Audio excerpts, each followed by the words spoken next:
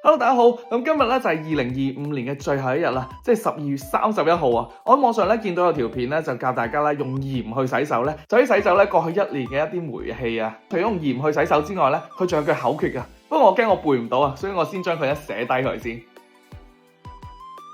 咁佢就教我哋咧，首先要將啲食鹽啦就放喺隻手上面，然之後咧就慢慢咁樣乾搓佢，跟住咧就開一個好細嘅水流。然之後就一邊咧就去搓佢啦，一邊去讀呢句咒語：以水解困，以鹽去晦，舊年盡散，幸運自來。